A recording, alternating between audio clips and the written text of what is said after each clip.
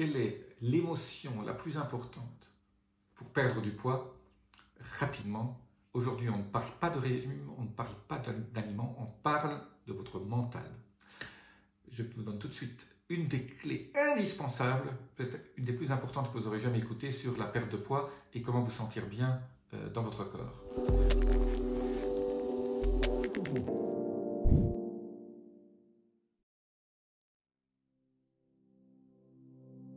Je suis Jean-Marie Buterlin, je suis expert en rajeunissement et longévité et j'aide ma communauté à ajouter de la vie à leurs années et des années à leur vie. Alors, une des clés pour perdre du poids, c'est vous prendre en main au niveau de votre esprit, au niveau de votre mental. Si vous êtes déprimé, si vous êtes malheureux, si vous avez des émotions, je dirais très basses, comparées aux émotions élevées, qui est la joie, l'abondance, la gratitude, l'enthousiasme, vous allez avoir plus de mal à perdre du poids parce que votre corps finalement réagit à la façon dont vous ressentez les choses. Quelque part, on a souvent dit les gens qui sont obèses ou qui sont très gros, ils se créent une espèce de carapace pour ne pas ressentir les choses vis-à-vis du monde. Ils se créent cette espèce de graisse qui les protège. Et donc on se rend compte que l'attitude mentale et ce que vous pensez est extrêmement important. Si vous pensez que c'est dur de perdre du poids, ça va être dur de perdre du poids. Donc là, je vous fais un petit peu de développement personnel, de coaching au niveau de votre esprit pour qu'en fait, vous ressentiez la bonne émotion pour faire les autres conseils, faire les choses qu'il faut pour perdre du poids. Perdre du poids, surtout si vous avez fait du yo-yo, ça ne devient pas simple à cause du fameux point d'équilibre, le set point. Votre cerveau dit, quoi qu'il arrive, je vais être à ce point-là. Donc il va tout faire pour contrer vos... donc vous allez avoir un combat interne. Bon, il faut arrêter ce combat interne, et pour arrêter ce combat interne, il faut commencer à reprogrammer votre cerveau, et reprogrammer votre cerveau, surtout votre subconscient. Parce que vous êtes en pilotage automatique toute la journée, vous mangez, etc. Et c'est votre subconscient, en fait, finalement, qui vous gouverne. Donc il faut reprogrammer ce subconscient. Et pour reprogrammer ce subconscient, il faut commencer à vous sentir bien à ce niveau-là. Il faut que vos émotions changent. Alors vous allez me dire, je suis déprimé, comment je change mes émotions, je prends des pilules, etc., des antidépresseurs, des anxiolytiques, etc. Non, il y a des méthodes. Alors je vais vous donner aujourd'hui qu'une seule méthode, c'est faire comme si. Donc, comment je peux passer d'une émotion basse à une émotion élevée? C'est très simple. Vous prenez 3 grandes respirations et puis vous pensez à une situation où vous étiez extrêmement joyeux dans le passé et vous la revivez. Vous avez eu une série d'événements les plus joyeuses de votre vie, là où vous êtes senti et vous revenez à ces émotions et vous les sentez. Et vous restez dedans, au moins pendant 1 minute à 2. Et vous allez voir petit à petit, en faisant ça 2-3 fois par jour, vous allez éliminer cette espèce de spleen peut-être que vous avez, ou de petite dépression, ou vous sentir en colère, etc. Et retrouver ce mental via vos sentiments et penser, et en même temps faire une espèce de visualisation où vous voyez votre corps dans l'avenir avec la belle silhouette. Vous voyez mettre 3 tailles de moins, acheter, essayer des vêtements qui font 3 tailles de moins. Donc déjà vous projetez pour que votre corps, votre subconscient se dise voilà mon corps de l'avenir. En fait, vous projetez votre corps dans le futur et vous le ramenez dans le présent et vous faites comme si, si, ça ce sont les 2 mots importants aujourd'hui. Les Américains ont une espèce d'axiome qui dit « fake it until you make it ». Faites comme si jusqu'à ce que ça arrive chez vous. Parce que votre cerveau ne fait pas la différence entre la réalité et ce que vous imaginez. Donc si finalement vous commencez à imaginer petit à petit votre corps avec 3 tailles de moins, votre point d'équilibre de votre corps au niveau du poids va changer petit à petit. Et donc vous allez aider votre corps à finalement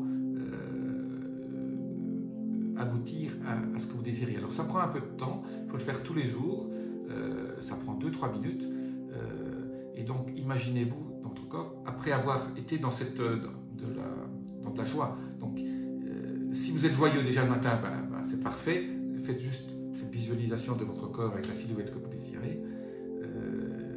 Si vous êtes en état où vous n'avez pas l'émotion assez élevée que je souhaite que vous ayez, mais dans ce cas-là, vous rentrez dans comme si vous rentrez dans cette histoire joyeuse que vous avez eue, vous la revivez, et comme ça, vous allez avoir plus de facilité à imaginer, donc c'est en 2 temps. Hein. Vous allez d'abord vous rendre heureux, et après vous imaginez la silhouette parfaite, et vous la vivez intensément, hein, que vous voyez dans le magasin, essayez 3 tailles de moins, et vous voyez avec une taille beaucoup plus fine. Il y a une chose très importante que beaucoup de gens dans le développement personnel disent, vous n'obtenez pas ce que vous voulez, vous obtenez ce que vous êtes.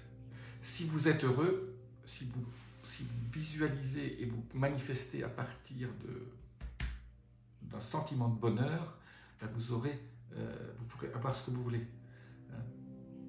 Et vous aurez ce que vous voulez par rapport à ce sentiment de bonheur. Donc, il ne faut surtout pas dire quand j'aurai 3 tailles de moins, je pourrai m'acheter ce que j'ai envie au niveau de mes vêtements et je serai heureuse ou heureux. Ça ne marche pas comme ça. Ça marche dans l'autre sens.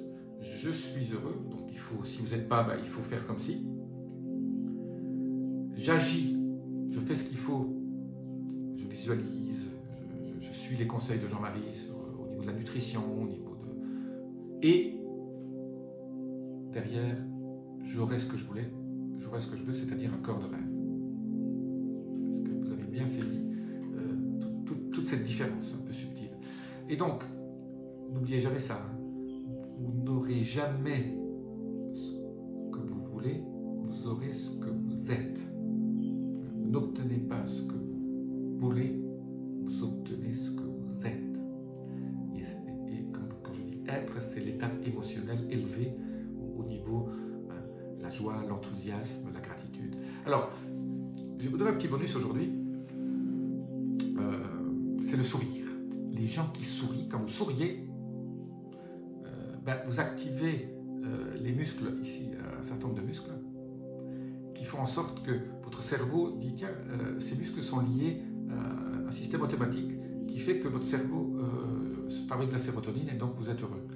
Donc, une façon aussi si vous êtes un tout petit peu pas au niveau de vibration émotionnelle que vous souhaitez être, souriez le matin quand vous vous levez, que vous prenez votre premier café, etc.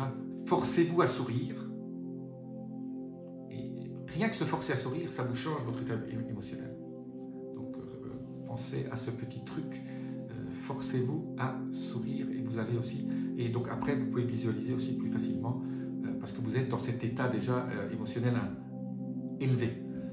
Donc, ne jamais visualiser, ne jamais méditer quand vous êtes, je dirais, pas au bon niveau vibrationnel, au niveau de votre émotion ici.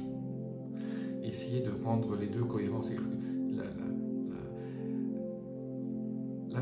la fréquence vibratoire, là je pars dans un truc un peu plus ésotérique.